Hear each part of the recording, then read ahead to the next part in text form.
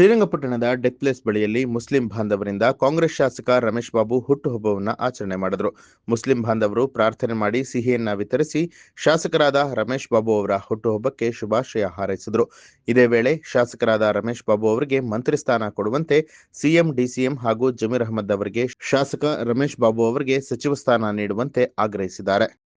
ಶ್ರೀ ರಮೇಶ್ ಬಂಡೀಸದವರ ಒಂದು 59ನೇ ಹುಟ್ಟುಹಬ್ಬದ ಸಂದರ್ಭದಲ್ಲಿ ನಾವು ಮುಸ್ಲಿಂ ಅಲ್ಪಸಂಖ್ಯಾತರು ಏನು ಇಲ್ಲಿ ಒಂದು ಸಭೆ ಮಾಡಿ ನಮ್ಮ ಟಿಪು ಬಾಡಿ ಅಂತ ಒಂದು ಸೇರಿಕೊಂಡು ನಾವು ಒಂದು ಸರ್ಕಾರಕ್ಕೆ ಒಂದು ಮನವಿಯನ್ನ ಒಂದು ಆಗ್ರಹವನ್ನ ಮಾಡೋಕ್ಕೆ ನಾವು ಇಲ್ಲಿ ಸೇರ್ಕೊಂಡಿದ್ದೀವಿ.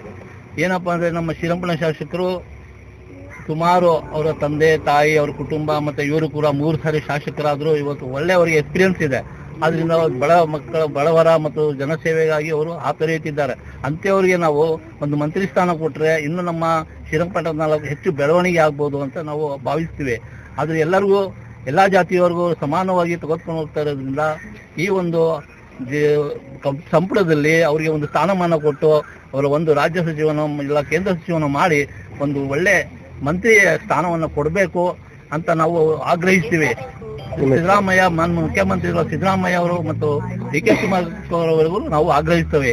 ಕೆಪಿಸಿಸಿ ಅಧ್ಯಕ್ಷರಿಗೂ ನಾವು ಆಗ್ರಹಿಸ್ತೀವಿ ಮತ್ತು ಜಮೀರ್ ಖಾನ್ ಸಾಹೇಬ್ರಿಗೂ ನಾವು ಆಗ್ರಹಿಸ್ತೀವಿ. ಅವರಿಗೆ ಕೊಳ್ಳೇಬೇಕು, ಸಚಿವ ಸ್ಥಾನ ಕೊಳ್ಳೇಬೇಕು ಆಗ್ರಹಿಸ್ತೀವಿ.